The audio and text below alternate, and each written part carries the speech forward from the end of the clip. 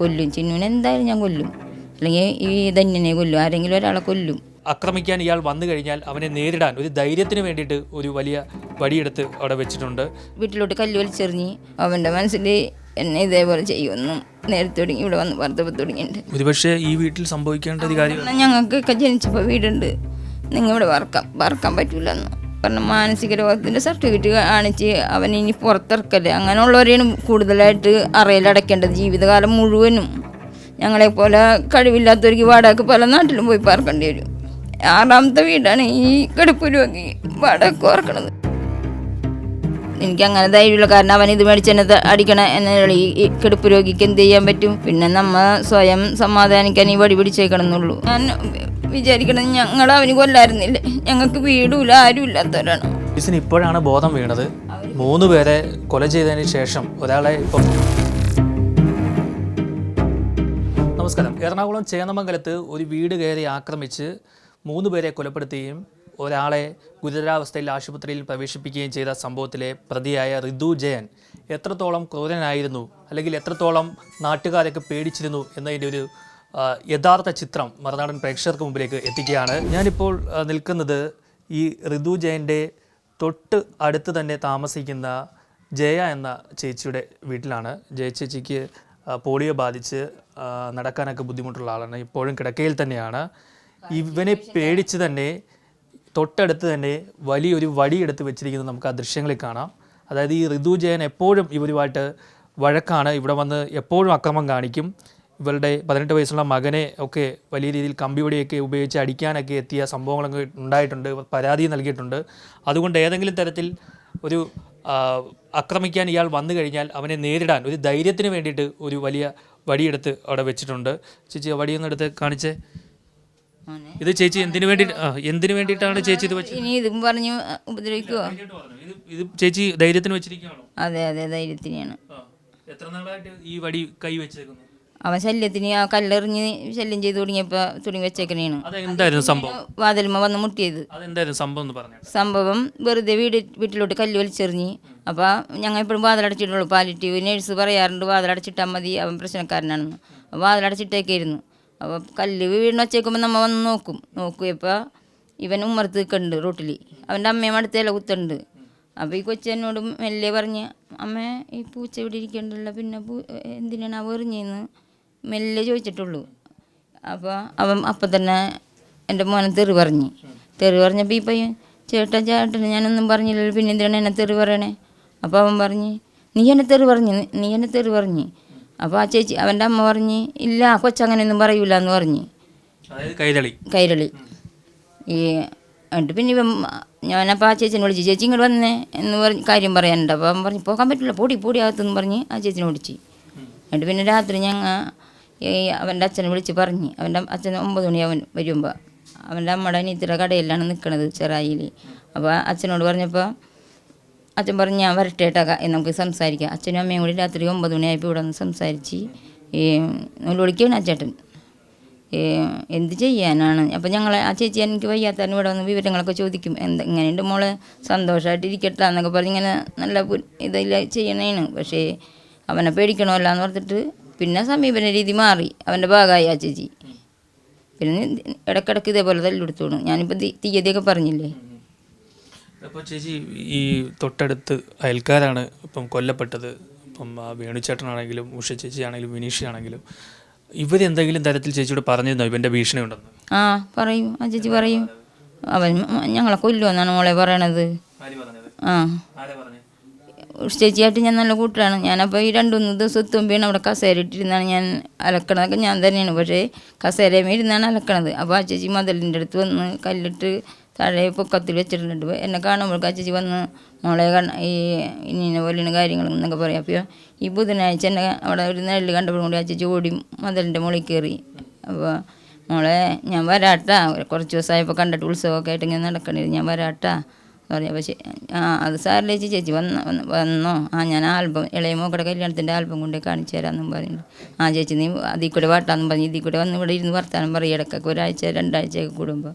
അങ്ങനെ വാന്ന് പറഞ്ഞ് വരാമെന്നും പറഞ്ഞ് പിറ്റേ ദിവസമാണ് ഇപ്പോൾ വ്യാഴാഴ്ചയാണ് പറ്റിയേക്കണത്. ബുധനാഴ്ചയാണ് എന്നോട് വരാമെന്ന് പറഞ്ഞത്. എന്താണ് അവൻ കൊല്ലും എന്നുള്ള പേടി അവർക്ക് തോന്നിയത്? അത് ഞാൻ പറഞ്ഞില്ലേ 23/11 ഇവർ വഴക്കുണ്ടായപ്പോൾ ഇവർ കേസ് കൊടുക്കാൻ പോയപ്പോൾ ഇവൻ അവിടെ നിന്ന് തന്നെ പറഞ്ഞു ഞാൻ കൊല്ലും, ചിന്നുവിനെ എന്തായാലും ഞാൻ കൊല്ലും, അല്ലെങ്കിൽ ഈ ധന്യനെ കൊല്ലും, ആരെങ്കിലും ഒരാളെ കൊല്ലും എന്ന് പറഞ്ഞിട്ടുണ്ടായിരുന്നു. ആ ഓപ്പോസിറ്റ് കാണുന്നത് അവർക്ക് വീണ്ടും ഓപ്പോസിറ്റ് ഇല്ലേ, അവളാണ്. അപ്പോൾ ആരെങ്കിലും ഇവർ രണ്ടുപേരും കൂടിയാണല്ലോ കൊടുക്കാൻ പോണത്. ഉഷയല്ല, ഉഷ ചേച്ചിയുടെ മോളാണ് ഈ വിനീഷ. അങ്ങനെ പറഞ്ഞെന്നാണ് പറയണത്. അപ്പോൾ അവൻ അവിടെ നിന്ന് വിളിച്ച് പറയണത് ഈ ധന്യയുടെ അനിയത്തില്ലേ വീഡിയോ പിടിച്ചിട്ട് ലൈവ് വിട്ടിട്ടുണ്ടായി ഒരു പോലീസുകാരന്, അതിൽ പിന്നെയാണ് ഇവർ കേസും കൊണ്ട് പോയിട്ടുള്ളൂ. ചേച്ചിയും ഇത്തരത്തിൽ വലിയ ഭീഷണിയായിരുന്നു ചേച്ചിയുടെ? ഞങ്ങൾക്ക് ഇവിടെ വന്ന് പാർത്തപ്പോൾ സിസ്റ്റർ വരുമല്ലോ, എല്ലാ മാസം എൻ്റെ അടുത്ത് വരും. അപ്പോൾ പിന്നെ എൻ്റെ വീടിൻ്റെ നേരെയെന്ന് പറഞ്ഞപ്പോൾ സിസ്റ്റർ ഞാൻ നിങ്ങൾ എങ്ങനെയെങ്കിലും ഇവിടുന്ന് മാറണോട്ട് ഇവിടെ നിൽക്കണ്ടിട്ടാന്ന് പറഞ്ഞു. പക്ഷെ ഞങ്ങൾക്ക് കഴിവില്ല, അതിൻ്റെ പേരിൽ വേറെ സ്ഥലത്ത് അന്വേഷിച്ചില്ല.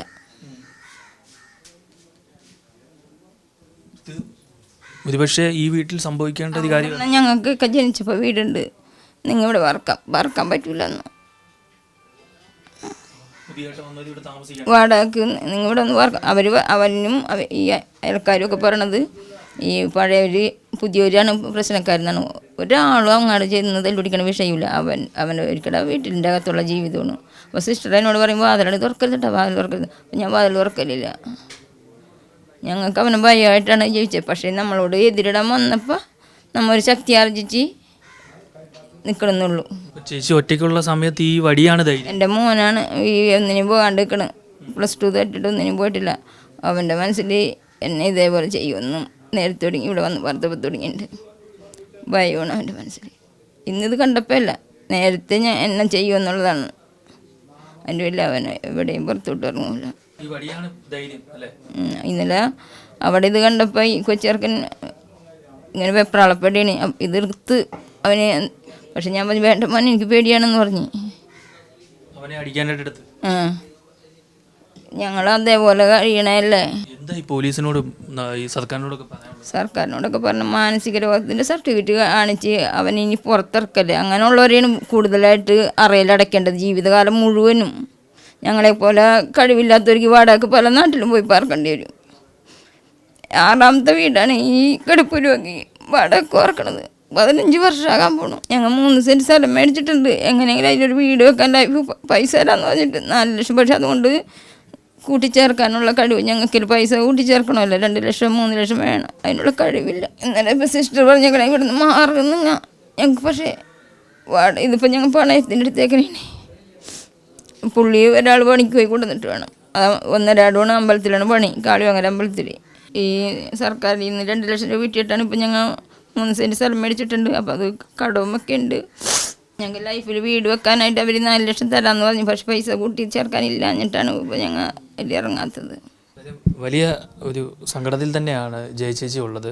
ജയചേച്ചിയുടെ ഈ ഒരു വടി ഇതാണ് ഏക ഒരു ധൈര്യമായിട്ടുള്ളത്. ഇത് അവൻ ഏതെങ്കിലും തരത്തിൽ പറയാനുള്ളത് എന്നെ പോലുള്ള ഒരാൾക്ക് ഒരു വീടിൻ്റെ എങ്ങനെയെങ്കിലും, കാരണം ഞങ്ങൾക്ക് ഇവിടെ നിന്ന് രക്ഷപ്പെടണം. ഇനി ഇങ്ങനെ ചെല്ലുന്നിടത്തൊക്കെ ഇതേപോലുള്ള അനുഭവങ്ങളുണ്ടെങ്കിൽ ഞാൻ വിചാരിക്കണം ഞങ്ങളവന് കൊല്ലായിരുന്നില്ലേ. ഞങ്ങൾക്ക് വീടുമില്ല, ആരും ഇല്ലാത്തവരാണ് പറയാതെ. അവറ്റങ്ങൾക്ക് വീടും സന്തോഷമായിട്ട് ജീവിക്കണമല്ലോ. ഞങ്ങൾക്ക് ഇവിടെ 3 പേരാണെങ്കിലും തല്ലുകൊടുത്തും കാര്യമൊന്നുമില്ല, സന്തോഷമായിട്ട് തന്നെയാണ്. പക്ഷെ വീടില്ലാത്ത ദുഃഖം എന്നെ പോലുള്ളവർക്ക് ഭയങ്കരം തന്നെയാണ്. എന്തായാലും പോലീസ് കൃത്യമായ നടപടി സ്വീകരിക്കണം. ഇയാളെ ഇനി ഒരിക്കലും പുറത്തിറക്കരുത്.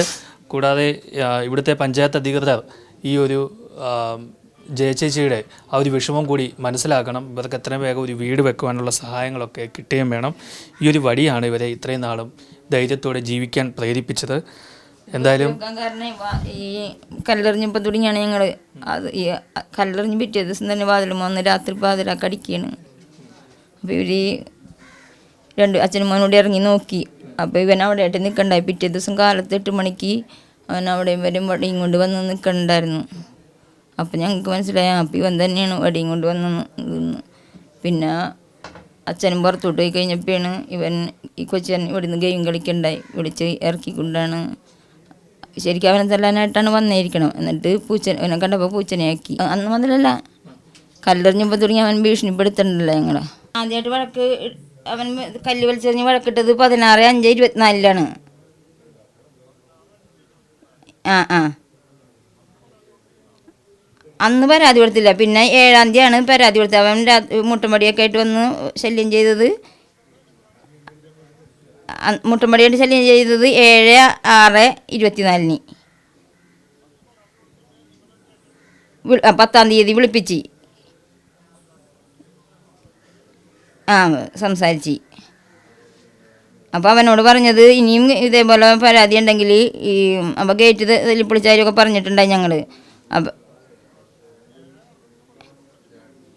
7/6 കൊടുത്ത് 7-ാം തീയതി കൊടുത്തിട്ട് 10-ാം തീയതി വിളിപ്പിച്ച് 16/5 അന്ന് കല്ല് വലിച്ചെറിഞ്ഞ് അവൻ വഴക്കിട്ടുള്ളൂ. അപ്പോൾ അവൻ്റെ അമ്മയും അച്ഛനും വന്നുകൊണ്ട് സോറിയൊക്കെ പറഞ്ഞ് ഇനി അങ്ങനെ ഉണ്ടാവില്ല എന്നൊക്കെ പറഞ്ഞ്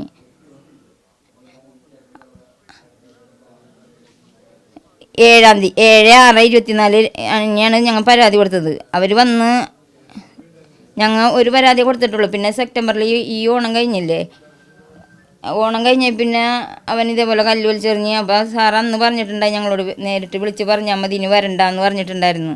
എന്തെങ്കിലും അവൻ ഒപ്പിക്കുകയാണെങ്കിൽ വിളിച്ച് പറഞ്ഞാൽ മതി എന്ന് പറഞ്ഞ്. ധന്യയുടെ വീട്ടുകാർ ഒരു പരാതി, അത് ഇവരും അവരും കൂടിയും 23/11 കൊടുത്തേക്കണേ. 2 വീട്ടിലും കൂടിയും പോയാണ്. അവർ ഒരു പരാതി ഗേറ്റ് പൊളിച്ചതിന് അത് ഇവൻ്റെ പേരിൽ കൊടുത്തിട്ടില്ല, അത് ഇവൻ്റെ പേര് വെച്ചിട്ടില്ല അവർ.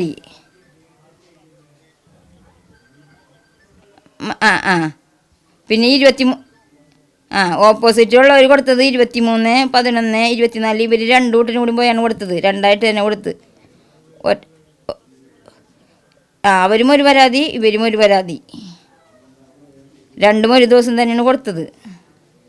ശരി ശരി. പോലീസിന് ഇപ്പോഴാണ് ബോധം വീണത്. 3 പേരെ കൊല ചെയ്തതിന് ശേഷം ഒരാളെ ഇപ്പോൾ ഏത് സമയവും അദ്ദേഹത്തിന് ജീവന് അപകടം വരുത്തക്ക വിധത്തിൽ ആശുപത്രിയിൽ ചികിത്സയിൽ കഴിയാണ്. അദ്ദേഹത്തിനൊന്നും വരാതിരിക്കട്ടെ. ഈ ഒരു അവസ്ഥ വന്നതിന് ശേഷമാണ് പോലീസ് ഇപ്പോൾ ഊർജിതമായിട്ട് എന്തെങ്കിലും നടപടി സ്വീകരിക്കാൻ തുടങ്ങുന്നത്. ഇപ്പോൾ തന്നെ ആ പരാതി കൊടുത്ത ഡേറ്റൊക്കെ ജയചേച്ചി കൊടുത്തതൊക്കെ ഇപ്പോഴാണ് അവർ വിളിച്ച് അന്വേഷിക്കുന്നത് തന്നെ. നമ്മുടെ നിയമ സംവിധാനത്തിൻ്റെ ഒരു വലിയ പോരായ്മ തന്നെയാണ്. എവിടുന്നോ സംഘടിപ്പിച്ച ഒരു മനോരോഗമുണ്ട് എന്നുള്ള സർട്ടിഫിക്കറ്റ് വെച്ചിട്ടാണ് ഈ കേസുകളിൽ നിന്നൊക്കെ ഇയാൾ ഊരിപ്പോയിക്കൊണ്ടിരിക്കുന്നത്. ഈ വടി ധൈര്യം എന്ന് പറഞ്ഞാൽ എനിക്ക് അങ്ങനെ ധൈര്യമില്ല. കാരണം അവൻ ഇത് മേടിച്ച് എന്നെ അടിക്കണ എന്നുള്ള ഈ കിടപ്പ് രോഗിക്ക് എന്ത് ചെയ്യാൻ പറ്റും? പിന്നെ നമ്മൾ സ്വയം സമാധാനിക്കാൻ ഈ വടി പിടിച്ചേക്കണം എന്നുള്ളൂ. ഞങ്ങൾ ആദ്യം പരാതി കൊടുക്കാൻ പോണപ്പോൾ അവൻ പറഞ്ഞത് നിങ്ങൾ പരാതി കൊടുത്താൽ ഞാൻ പെട്രോൾ ഒഴിച്ച് കത്തിക്കുമെന്ന് പറഞ്ഞ്. അപ്പോൾ സ്റ്റേഷനിൽ വിളിപ്പിച്ചപ്പോൾ ചെന്നപ്പോൾ സാറിനോട് പറഞ്ഞപ്പോൾ സാറ് എന്നാൽ ഇപ്പം കത്തിക്കടാന്ന് പറഞ്ഞ്. സ്റ്റേഷനിൽ ചെല്ലുമ്പോൾ പാവത്താനായിട്ട് നിൽക്കും ഭീഷണി. അതെ, ഞങ്ങൾ വന്ന് തുടങ്ങി അവനെ കാണുമ്പോൾ ഞങ്ങൾക്ക് പേടിയാണ്. ഞങ്ങൾ പുറത്തോട്ട് ഇങ്ങനെ ഇറങ്ങലില്ല. എൻ്റെ മോനാണെങ്കിൽ പേടി തന്നെയാണ്. അപ്പോൾ ഞങ്ങൾ പേടിച്ച് ഇവിടെ നിന്ന് പോകണമെന്നുള്ളതാണ് അവൻ്റെയും ധാരണ. പിന്നെ ഇതേപോലെ ഉപദ്രവം തുടങ്ങിയിട്ട് ഇപ്പോൾ ഇവർ വന്ന് പാർത്തേ പിന്നെയാണ് ഭീഷണിയും കാര്യമൊക്കെ തുടങ്ങിയിട്ടുള്ളൂ. നേരിട്ട് വന്നു. അപ്പോൾ പിന്നെ നമ്മൾ ധൈര്യമുള്ള ഇല്ലെങ്കിലും സംഭരിച്ച് എതിർത്ത് നിൽക്കണേ. എന്തായാലും ചേന്നമംഗലത്ത് നിന്നും DK ദിലീപിനും പ്രത്യുഷനുമൊപ്പം ആർ പിയൂഷ്, മറുനാടൻ TV.